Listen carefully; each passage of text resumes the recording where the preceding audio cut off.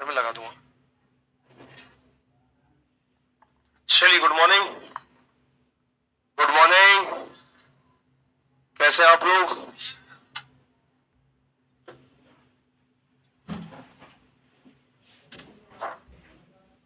क्या हुआ? सीपीयू है? अच्छा नहीं लग रहा? मेरा चेहरा देख के अच्छा नहीं लग रहा? अच्छा, दूसरा चेहरा कहां से लाऊं? सर्जरी करवा लूं?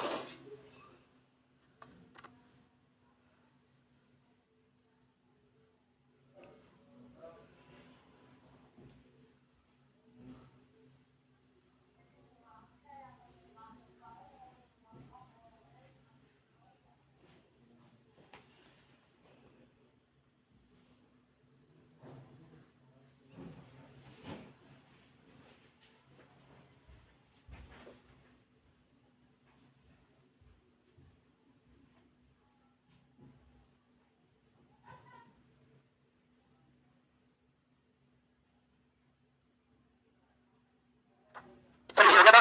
हो गया था ना? हो गया था ये। चलो, यहाँ से टाइप चेंज करो।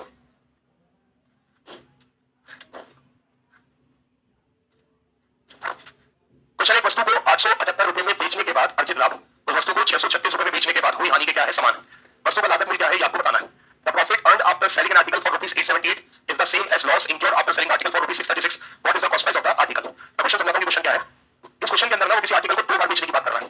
क्वेश्चन के अंदर वो किसी वस्तु यानी आर्टिकल को 2 बार बेचने की बात कर रहा है। एक बार वो इस आर्टिकल को जो है 878 का बेच रहा है, तो जब वो 878 का बेचता है तो उसको लाभ यानी कि क्या हो रहा है, प्रॉफिट हो रहा है। और एक बार वो इस आर्टिकल को 636 में बेचने की सोच रहा है, जब वो 636 में बेचने की सोच रहा है तो उसको लॉस यानी कि क्या हो रही है, हानि हो रही है। जैसे आपने कोई भी चीज, जैसे आपने ये चीज खरीद ली है ना, अब आपने खरीद लिया, अगर आप इसको बेचोगे तो अपन कोई भी चीज बेचते हैं तो 10 बार सोचते हैं कि बेचना कितने का है ना। तो उसने ये चीज खरीद लिया, फिर उसने सोचा कि यार मुझे इसको बेचना है, तो बेचने में उसने सोचा कि अगर मैं इसको 878 का बेचूंगा तो मुझे क्या हो जाएगा, प्रॉफिट हो जाएगा। और अगर मैं इसको 636 का बेचूंगा तो मुझे लॉस यानी कि क्या हो जाएगी, हानि हो जाएगी। आगे कितनी बात समझ में? तो 2 सेलिंग प्राइस है, एक पे प्रॉफिट हो रहा है और एक पे क्या हो रहा है, लॉस। क्वेश्चन ये बोल रहा है कि आपको इतने में बेचने पर जितने का प्रॉफिट हो रहा है, इतने में बेचने पर उतने का ही क्या हो रहा है, लॉस हो रहा है। मतलब आपका प्रॉफिट और लॉस दोनों आपस में कैसे है, बराबर। जैसे ध्यान से सुनना, सपोज मैंने यहाँ पे कोई चीज खरीदी तो मैंने क्या बोल दिया भैया, कॉस्ट प्राइस। ठीक है, अब खरीदी तो मैंने कॉस्ट प्राइस बोल दिया, तो कॉस्ट प्राइस बोल दिया तो कॉस्ट प्राइस से एक बार में इसको बेचना चाह रहा हूँ कितने का, 878। कितने का मैंने खरीदा है, इतने का मैं बेचना चाह रहा हूँ, तो कॉस्ट प्राइस ये है, बेचना मैं 878 का चाह रहा हूँ। तो यहाँ पे मुझे क्या हुआ है, प्रॉफिट हुआ है। ठीक है, अभी भी मैंने खरीदा इतने का ही है, लेकिन इस बार मैं जो बेचना चाह रहा हूँ, मैं कितने का बेचना चाह रहा हूँ, 636। यहाँ पे 878 का बेचना चाह रहा हूँ, यहाँ पे मैं कितने का बेचना चाह रहा हूँ, 636। तो 636 का बेचने पर मुझे लॉस यानी कि क्या हुई है, हानि हुई है। अरे बस समझ में, 878 का बेचने पर क्या हो रहा है, प्रॉफिट। 636 का बेचने पर क्या हो रहा है, लॉस यानी कि हानि। ठीक, अब एक चीज ध्यान रखना कि हमेशा आपके लॉस और प्रॉफिट यानी कि लाभ और हानि आपस में कैसे होंगे, बराबर।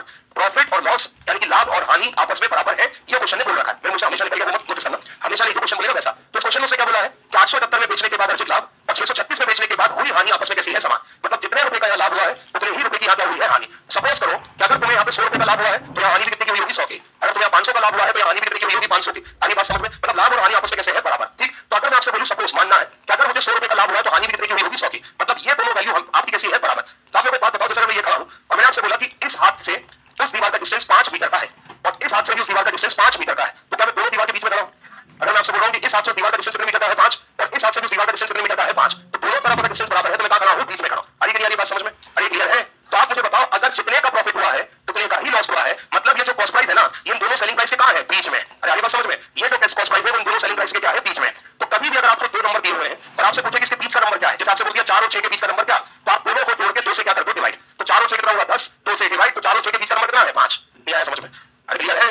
कभी भी अगर आपको बीच का नंबर निकालना है, बीच का, और वो बीच का नंबर क्यों आ रहा है, क्योंकि ये दोनों वैल्यू आपस में कैसी है, बराबर। अगर ये दोनों वैल्यू बराबर नहीं होती तो ये कॉस्ट प्राइस बीच में नहीं होता। ये कॉस्ट प्राइस बीच में है इसलिए क्योंकि पूरी आपस में कैसे है, बराबर। तो साफ हिंदी भाषा में मैं बोल रहा हूं कि अगर आपको ये बीच वाला नंबर निकालना है तो दोनों को जोड़ना है और 2 से क्या करना है,